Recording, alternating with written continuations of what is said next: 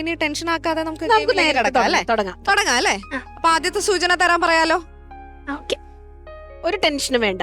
കൃത്യമായി എല്ലാ ഡൗട്ടുകളും പൂരിപ്പിച്ചു എന്ന് ഉറപ്പായാൽ മാത്രം ഉത്തരം പറയുക.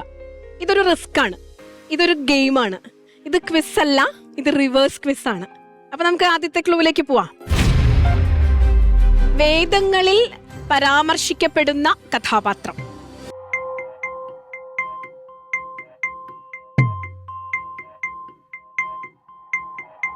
മൈക്കിൽ പിടിക്കണ്ട, പുറത്ത് കേൾക്കൂല, ശബ്ദം കേൾക്കൂല, ധൈര്യമായിട്ട് ഡിസ്കസ് ചെയ്തു. വേദങ്ങളിൽ നിന്നും ഇതിഹാസങ്ങളിലേക്ക് വരുന്ന കഥാപാത്രമാണ് നമ്മൾ പറയുന്ന ആള്. ഈ കഥാപാത്രത്തെ കുറിച്ചുള്ള പരാമർശം വേദത്തിലുമുണ്ട്, ഇതിഹാസങ്ങളിലുമുണ്ട്. അടുത്ത ക്ലൂയിലേക്ക്. ഓക്കേ. യുദ്ധത്തിൽ നിർണായക പങ്ക് വഹിച്ചു.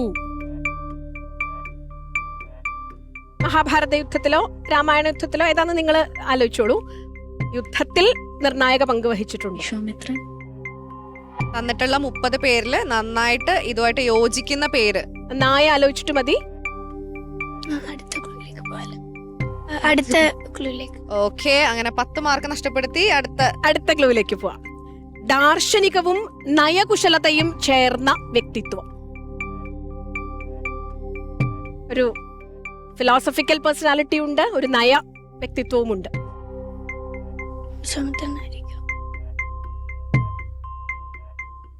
കൃത്യമായി ക്ലൂകൾ കേട്ടതിന് ശേഷം പൂരിപ്പിക്കുക.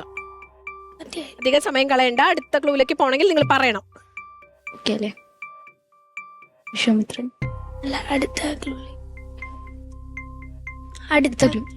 ഓക്കെ, വീണ്ടും അടുത്ത ക്ലൂ പറയാണ്. പാണ്ഡവരുമായി അടുത്ത സൗഹൃദം. ഇതിന്റെ കൂടെ തന്നെ മുമ്പുണ്ടായിരുന്ന 3 ക്ലൂകളും ഒന്നുകൂടെ ആലോചിച്ച് നോക്കുക. അതുമായിട്ട് കണക്ട് ചെയ്യുന്ന ഒരാൾ, ഈ 4 പോയിന്റുകളായിട്ട് കണക്ട് ചെയ്യുന്ന ആരാണെന്ന് നോക്കുക. ദ്രോണരായിരിക്കും. ആയുധവും കൗശല്യവും വേദങ്ങളിലുണ്ട്. അവിടെയുള്ള കുട്ടികളൊക്കെ ഗസ് ചെയ്ത് തീരുമാനിച്ചു കഴിഞ്ഞു. അതൊക്കെ ഹാപ്പി ആയിട്ട് ഇരിപ്പുണ്ട്. ഈ വേദിയിൽ കയറുമ്പോൾ ആ സമയത്ത് അവരൊരു വലിയ റിസ്ക് എടുക്കുകയാണ്. അവരെ നമ്മൾ അങ്ങനെ അപ്രീഷിയേറ്റ് ചെയ്യണം. Of course. ദ്രോണനായിരിക്കും അതോ വേറെ ദ്രോണനായിരിക്കോ അതോ വേറെ ആരെങ്കിലും ആയിരിക്കോ? പാണ്ഡവരുമായി അടുത്ത സൗഹൃദം, അതാണ് 4ാമത്തെ ക്ലൂ. മുമ്പത്തെ ഇതുമായിട്ടും കണക്ട് ചെയ്ത് നോക്കുക. നിർണായക പങ്ക് വഹിച്ചിട്ടുള്ള വ്യക്തിയാണെന്ന് പറയുന്നു. വേണമെങ്കിൽ അടുത്ത ക്ലൂവിലേക്ക് പോവാം. അടുത്ത ക്ലൂവിലേക്ക് വേണമെങ്കിൽ പോവാം. വേഗം പറയൂ. ഏകദേശം സമയമായി. ഓക്കെ. മഹാഭാരതത്തിന്റെ അനുബന്ധ കൃതിയിലെ ഒരു അപ്പൻഡിക്സ് ഉണ്ട് മഹാഭാരതത്തിന്, അതിലെ നായകനാണ്.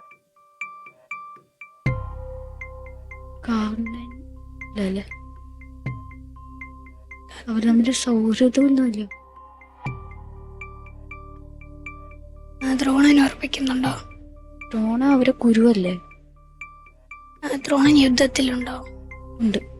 മഹാഭാരതത്തിലെ അനുബന്ധ കൃതിയുടെ നായകനാണ്. നമ്മള് പല ശ്രേഷ്ഠ ഭാരതത്തിലും പരാമർശിച്ചിട്ടുണ്ട് ഈ അനുബന്ധ കൃതിയെ കുറിച്ചൊക്കെ.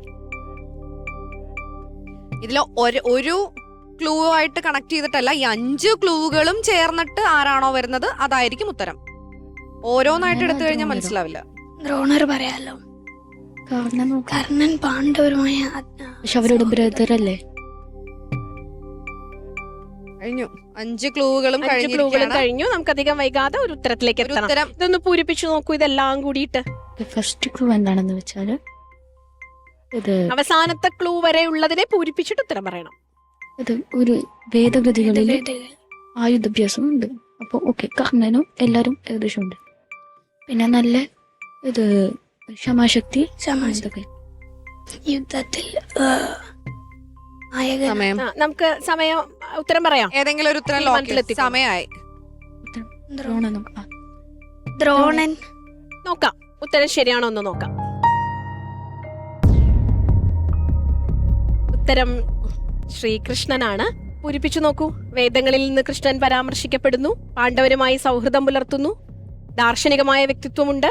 യുദ്ധത്തിന്റെ നയങ്ങൾ മുഴുവൻ രൂപീകരിച്ചതാണ്. ഏറ്റവും അവസാനത്തെ ക്ലൂ ഹരിവംശത്തിലെ നായകനാണ്. അനുബന്ധ കൃതി ഹരിവംശമാണ്, നായകനാണ്. ദ്രോണർ അങ്ങനെ ഇല്ലല്ലോ, ദ്രോണർ നായകനല്ലല്ലോ. നമുക്ക് അങ്ങനെ എലിമിനേറ്റ് ചെയ്യേണ്ടി വരില്ലേ?